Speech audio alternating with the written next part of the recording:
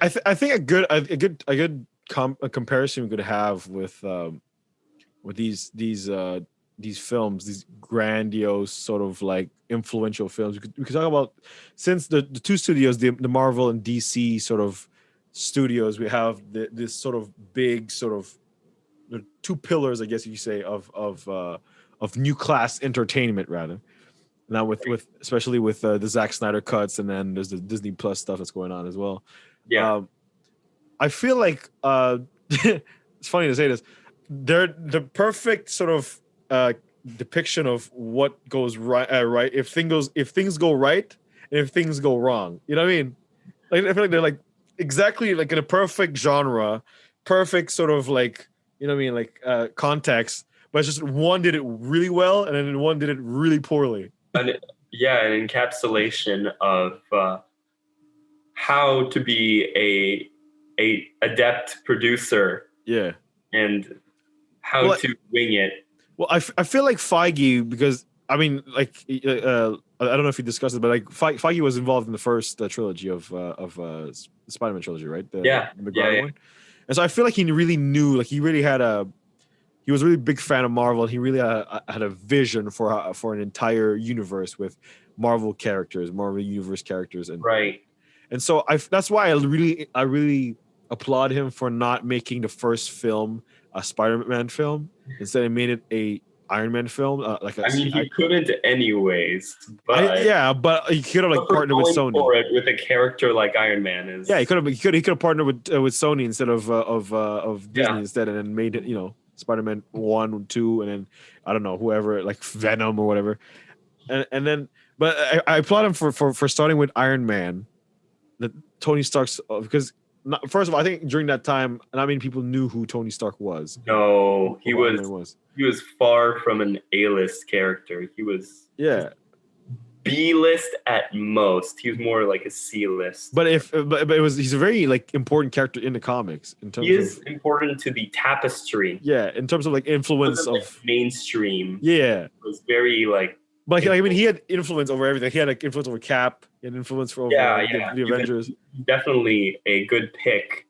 If you have to pick someone, to be start. Like a cornerstone of the world building, that works very well. And I feel like Iron Man was a perfect. It was a perfect flashy character, but it was still grounded.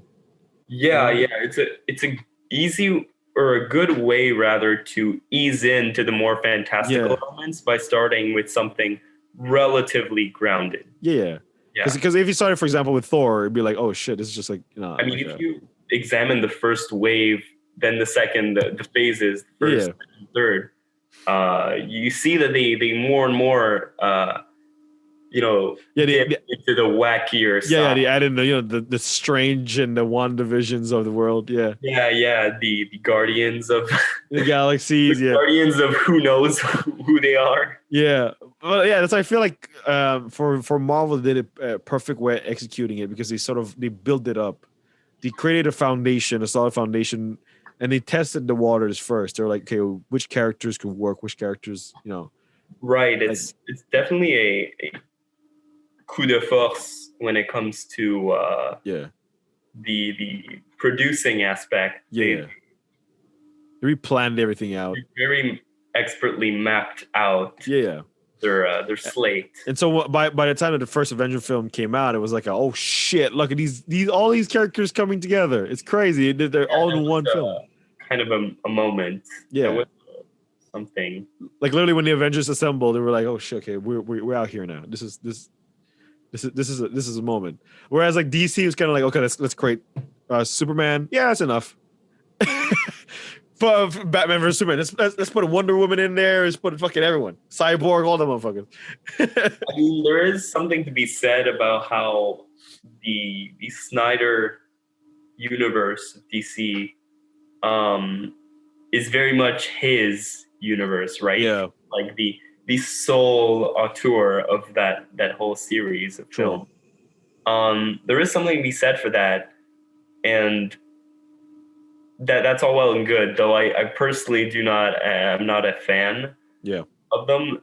And I think there's kind of a a mess up relating to the once again Snyder goes for what he perceives is like, because I feel like Snyder has a very adolescent like I want tone and flashy personality as well.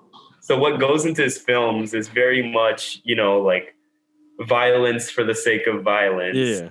Like cool abs, violence, muscle heads stuff, army, cool stuff, But it's like a priority instead of like the priority of the picture is to show you these still frames that look very cool of them throwing things. Well, the aesthetic. He's a cinematographer. He's very much a cinematographer. Exactly. So I know that for some people that works. For me, that doesn't so much. I feel as if because of this, they've been in a perpetual kind of like fighting an uphill battle where they have this cult following, the Snyder films. But widely they're panned. I would say they're mostly kind of they have this niche people that really like them, and power to them. But yeah, for me, I don't really gel with it. I feel like it's sometimes I'm interested by like I remember when they released BVS, right? And going to see that and feeling at the beginning, I was like, oh, okay, they're showing us Batman again. And the film was going forward, and the middle part is actually the part that I liked about that film. Where I feel like the film was trying or attempting to give us a more intellectual or more ideological look. Rather, trying to give us this idea that, oh, this is a thinking man's Batman versus Superman. But then Martha came in. And then I feel like it dissolves into a mishmash of gray colors. Martha! Why'd you say that name? It didn't work for me by the end.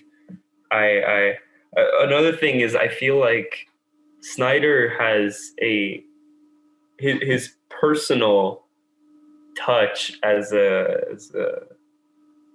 filmmaker. I feel like in all of his films, his characters seem to lack empathy. Empathy seems to be portrayed as somewhat of a weakness often. Like it's often the caring and the empathetic that just die in the crossfire. Just get like, and then they get brushed off like, oh, they're dead. Okay, forget about it. Like nothing to see here. Yeah, the scene per excellence of this is in Man of Steel with Jonathan Kent in the tornado, and Clark wants to go in and save him, but because of the lesson that I don't know what the lesson is, but he doesn't want him to use his powers to save people because great power comes great responsibility. I suppose it's very strange. And then he said, no, don't do it. And then he dies in a tornado. And I thought you said talk to the hand, bitch. That's what he does, though. He does. Rewatch the scene. He does that. Talk to the hand.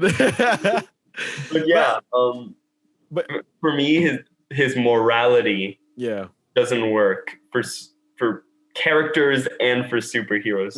Period. His cinematography is flashy and good. Nice sometimes, but I don't like his writing. I don't like his characters. So to me, he cannot carry a universe.